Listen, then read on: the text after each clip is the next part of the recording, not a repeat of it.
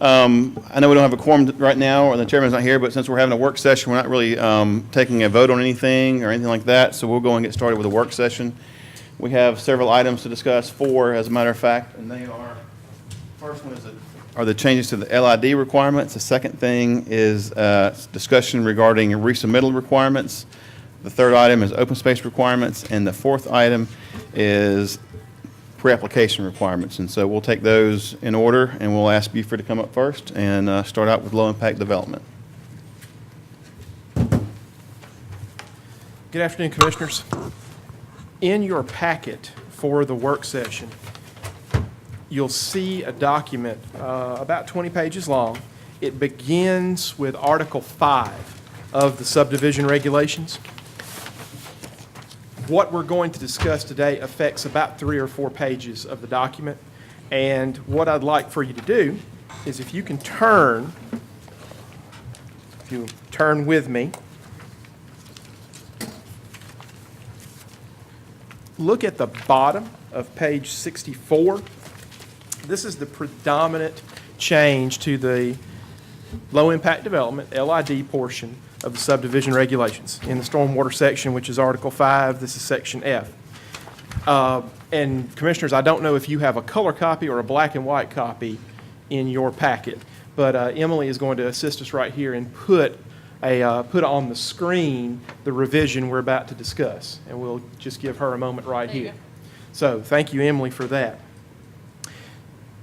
What you'll see in your black and white copy, and we'll take a moment and let Mr. Turner come to the dais. Well, wait for me.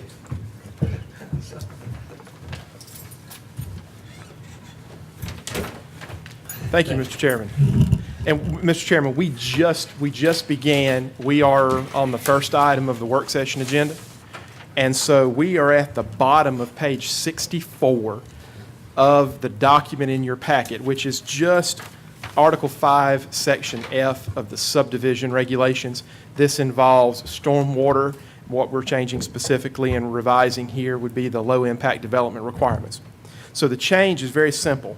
And as you see on the screen, it's in underline. All the new text is in underline in your document. All of the text to be removed is in strike through. But I'll just read for you very briefly here what we're adding and what we're removing. If you look at paragraph B, and this is in section 11, required use of low impact development techniques. At a minimum, the use of 10 LID techniques. We've struck that and just simply state the use of LID techniques is required. Note the text that we've added.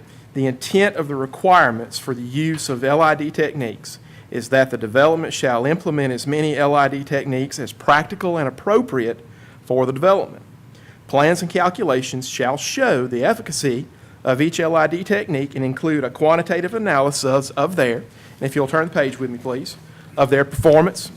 Plans shall clearly identify each LID technique on a grading and drainage plan with appropriate details and cross-references to the drainage calculations.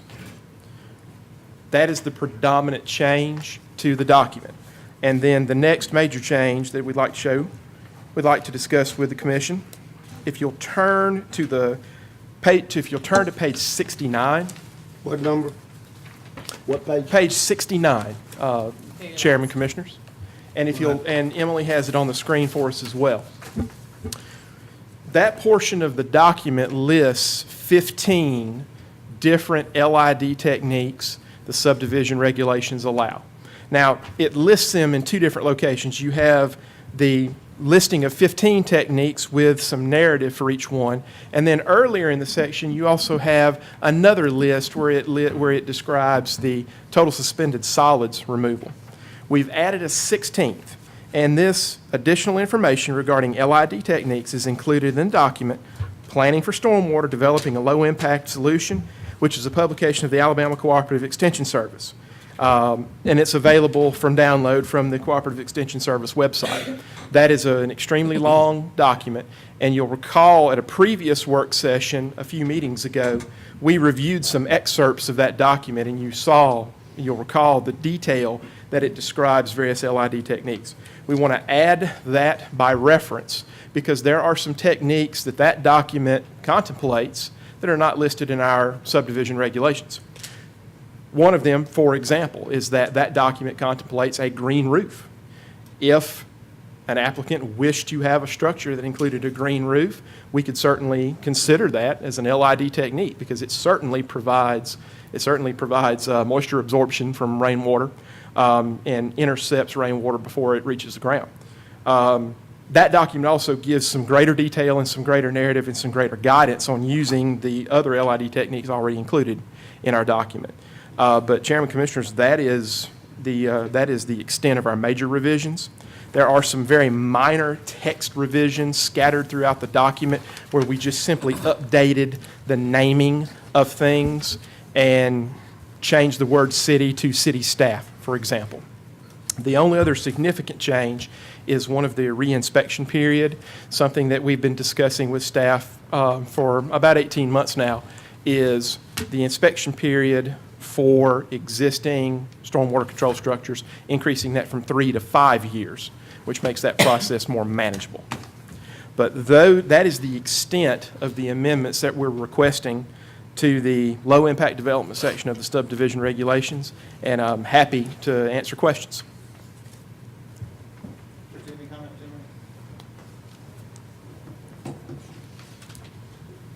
You know, I think essentially the objective of the exercise is unchanged. The big thing is, as you know, historically, we have constantly had to deal with waivers because they couldn't affect 10 on a site plan. And I think the one thing that we all have to, as a staff and as a planning commission, is to be very intolerant of trying to do everything with just one, because that's why we put that language in there, as many as practical and possible. And so the challenge in the pre-review of the development is, have you taken the time to see how many LID techniques you can introduce to this site? Because we don't want it to become monolithic either. But I think this is going to solve the compliancy issue with the hang-up on, did you get to the number 10? So Are you going to have that conversation with them in your pre-application meetings? Is that where that comes in? absolutely, and I think we're going to have to put a lot of stress on as many as practical and possible for the site. So, you know, it's always going to be a review judgment, but I don't think it's going to be a problem, because I think the development community is probably appreciative of the fact that we're taking the arbitrary number to get to out, but still maintaining the requirement for not only use